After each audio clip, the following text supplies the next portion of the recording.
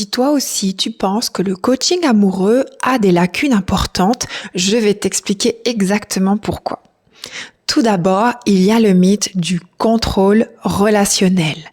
Si tu fais ça, il ou elle va tomber amoureux. Si tu fais ça, il ou elle va faire ça.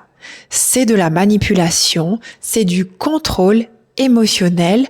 On cherche à faire agir l'autre en pensant faire une action. On s'attend à un résultat particulier.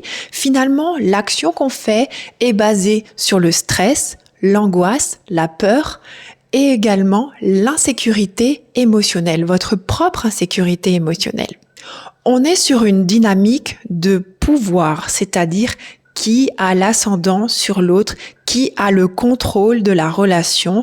On ne cherche pas une relation avec un lien profond. Il n'y a pas de conscience affective ni de conscience émotionnelle sur ce qui se passe dans cet échange-là. Ensuite, on est dans une vigilance constante. C'est un discours souvent binaire. On est dans un stress permanent par rapport à tout ce qu'on observe.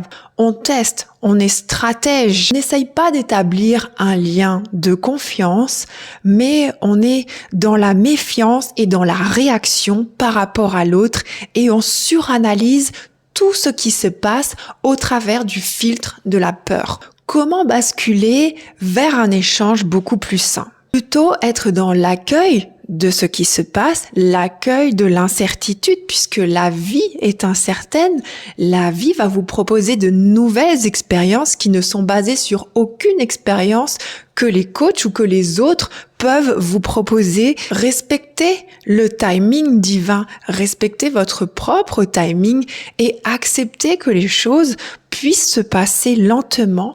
Prenez le temps d'apprendre de l'autre, d'apprendre sur vous-même, d'apprendre de la relation, de ce qu'elle peut vous apporter, de ce qu'elle peut apporter à l'autre. On est plus sur une forme tantrique de la découverte de l'autre et de la relation. Développer sa souveraineté émotionnelle. Il ne s'agit pas de ne pas poser de limites. À partir du moment où vos limites sont franchies, vous êtes en droit de les respecter vous-même. Ressentir sans exiger de l'autre, donner sans attendre de résultats particuliers. Vous ne pouvez pas savoir comment la personne va réagir et vous n'avez pas besoin de donner en espérant quelque chose en retour. Donnez avec votre cœur, que cela soit un élan de votre cœur, un élan de générosité pure et peu importe ce qui se passera comme résultat, vous avez fait ce que vous pensiez être bon